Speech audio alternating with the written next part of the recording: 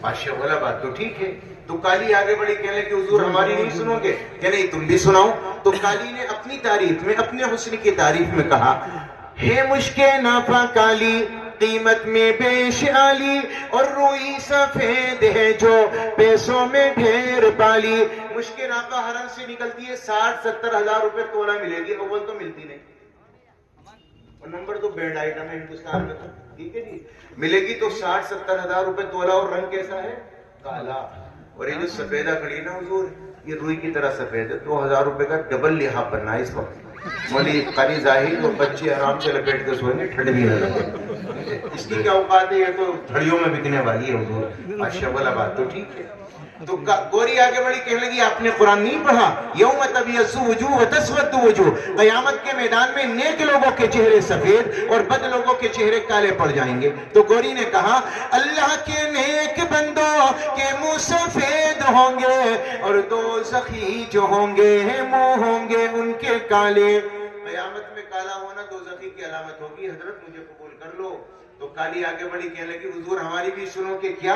آنکھوں کی کالی پتلی ہے نور کا وہ چشمہ، اور آنکھ کی سفیدی ہے نور سے وہ خالی. حضور آنکھوں کی کالی پتلی سے نظر آتا ہے، اگر کالا کہ وہ پھوڑ دو سفیدی بیکار ہے. شغلہ بات تو ٹھیک ہے یار. تو گوری پھر آگے بڑی کہنے لگی حضور کاغذ دیکھو قرآن کے سارے سفید چٹے ہیں. اب تو رنگ برنگ کے چھپنے لگے، لال پیلے نیلے ہرے، لیکن پہلے سفیدوں پر ہی قرآن چھپتا تھا. تو گوری نے کہا کاغذ سفید ہے سب قرآن پاک والے. کالی بولی حضور ان پہ جو لکھے ہیں قرآن کے حرف کالے. کاغذ ہی سفید ہے، لکھا کالا ہی ہے. گوری پھر آگے بڑی کہنے لگی جس دن نبی پیدا ہوئے وہ دن بڑا منور تھا. گوری نے کہا میلاد کا جو دن ہے وہ روشن بالیقین ہے. تو کالی نے کہا حضور معراج کی جو شب ہے وہ کالی ہے یا نہیں ہے؟ جس رات بطور مہمان کے آپ کو بلایا گیا وہ رات کیسی تھی؟